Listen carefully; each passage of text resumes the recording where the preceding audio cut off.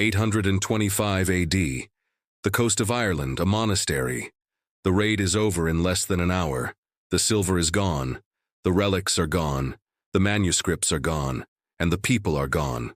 Not killed. Taken.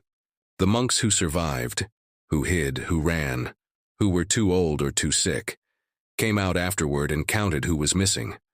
43 people, men, women, children who had been visiting from the nearby village, taken to the ships, gone north, into the sea. The Irish annals record this raid, and dozens like it. And what the annals do not record, cannot record because no one who was taken came back to tell it, is what happened next. To the 43 people on those ships, some were ransomed, if their families could afford it. If the Norse raiders were willing to wait, some were sold. In the markets of Dublin, the Norse trading port already established on the Irish coast, or carried further, to the slave markets of Hedeby, of York, of Novgorod, of the Volga trading posts, where Arabic merchants paid good silver for northern European slaves, and some were kept, taken to Norse farms in Norway or Iceland or the Danelaw, put to work. Given the specific legal status that Norse law had developed for people in this position, thrall, not a person, not in the full legal sense, property, that could be worked, sold, inherited, sacrificed, freed, or not, entirely at the discretion of the owner. The 43 people from the Irish monastery did not choose this, did not have a framework for understanding it until it was too late. Were, in a single hour, removed from the world they had known and placed in a system they had not been told existed. And what that system looked like, how it worked, who it made wealthy, who it destroyed, is the story that mythology almost never tells. The Norse word thrall, thrall, has given the English language the word enthrall, to enthrall someone, to hold them captive, to consume their attention so completely that they cannot look away. The word has been romanticized, softened, made into a metaphor for fascination. The original meaning was not metaphorical. A thrall was a person held in a specific legal condition, a condition in which they had no legal rights, could not own property, could not bring cases at the thing, could not marry without the permission of their owner, could not move freely, could not refuse work, could be physically punished by their owner without legal consequence, could be killed by their owner with reduced legal consequence compared to the killing of a free person. Were, under Norse law, not persons, but objects, with a specific monetary value, documented in the legal codes, subject to the same valuation principles as livestock. The thrall population of Viking Age Scandinavia has been estimated by historians at between 10 and 30% of the total population. Not a marginal phenomenon, not a rare exception, a structural element of Norse society, present in every significant Norse settlement. The Norse economy ran on thrall labor. Not entirely. The free farmer, the carls, was the backbone of Norse agricultural production.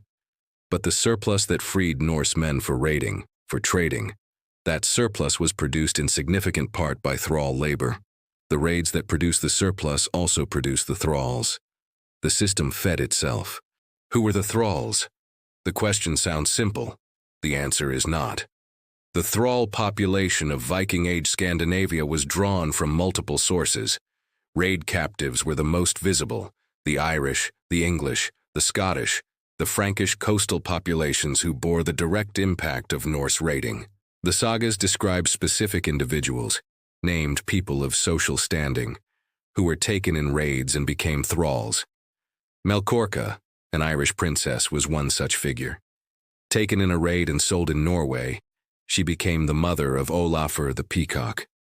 A princess, a thrall, a mother, held simultaneously. But raid captives were not the only source. Children born to thrall mothers were themselves thralls, regardless of the father's status. This hereditary transmission meant the thrall population reproduced itself internally. However, there were also debt thralls, free people who fell into inescapable debt. The line between free and enslaved was not always crossed in a raid. Sometimes it was approached slowly through bad luck or a failed harvest. Crossed in the thing assembly, in front of witnesses, with legal formality.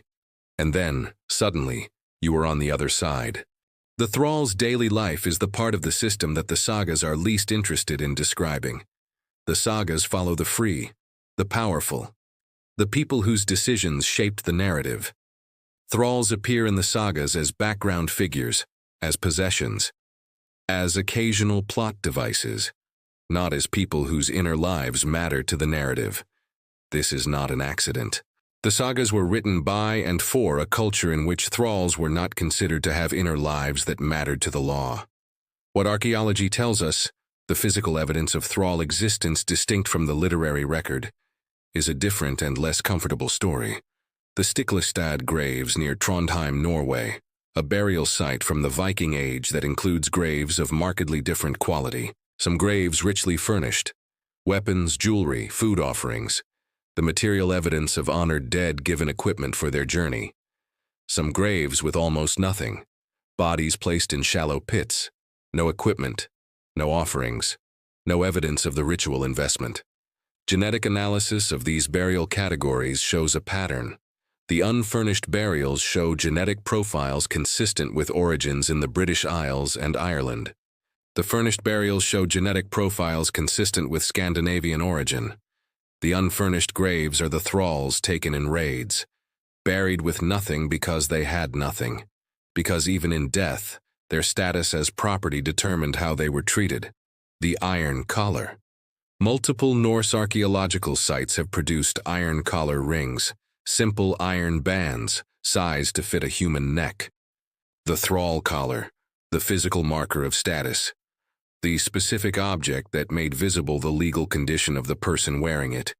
The thrall collar is not a torture instrument, it is a social technology, a way of making unfreedom visible, of marking the body to communicate status, ensuring the thrall's condition was legible to any member of the community. Knowing at a glance whether you were dealing with a person or property was legally significant. The collar made the legal category physical. The freeing of thralls. Norse law documented the process. The ceremony, conducted at the thing in front of witnesses, was called frelsesøl, freedom ale. The owner declared the thrall free. The thrall was presented with specific symbolic objects representing their new status. The collar was removed, and a person who had been property became, in the full legal sense, a person, not always immediately equal. The Leysingi occupied an intermediate legal status, no longer property.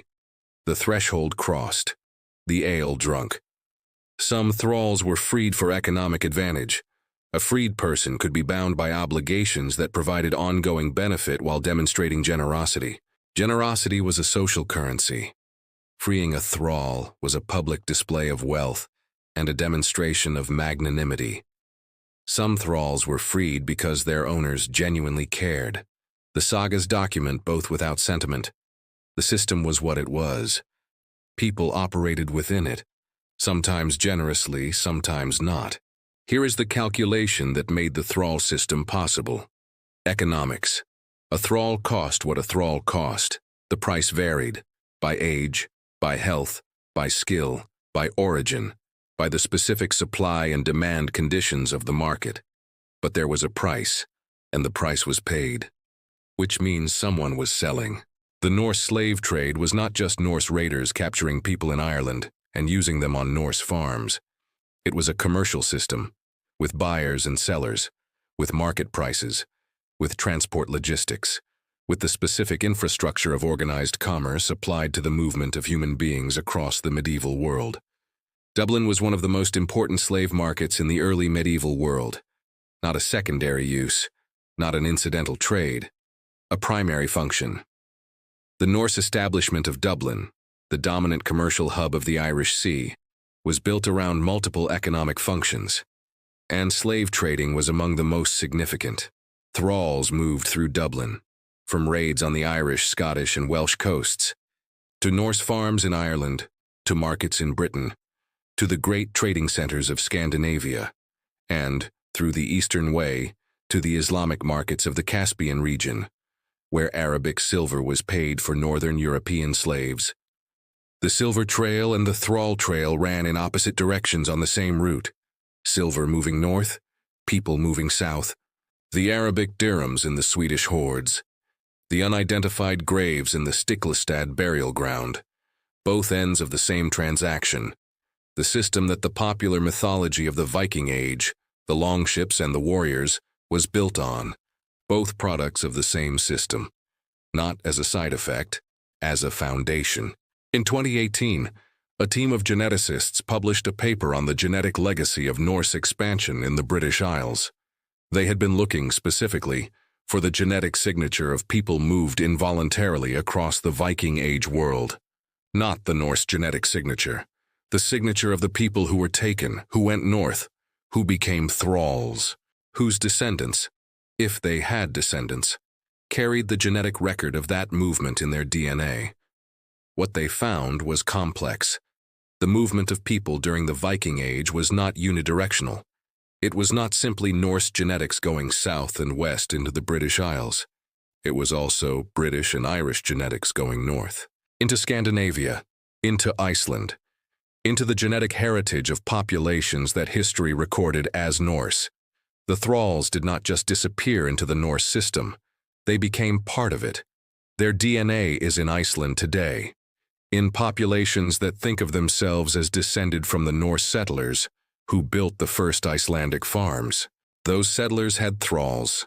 The thralls had children, sometimes with the free Norse population. Those children were sometimes freed, or their children were freed.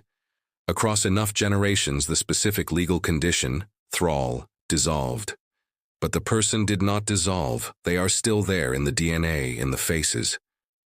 In the specific genetic combinations that the researchers identified as non-Scandinavian, in a population that history said was exclusively Scandinavian. The Irish woman taken in 825, 43 people from a monastery on the coast. Their names are not in the sagas. Their descendants are in Iceland, still there, 1,000 years later, still present, in the bodies of people who do not know they carry this history, who celebrate the Viking Age, without knowing they are descended from the people the Viking Age consumed. Both things true simultaneously, the achievement and the cost, the civilization and the foundation it was built on. The names we remember and the names we do not, both in the DNA, both in Iceland, both still here,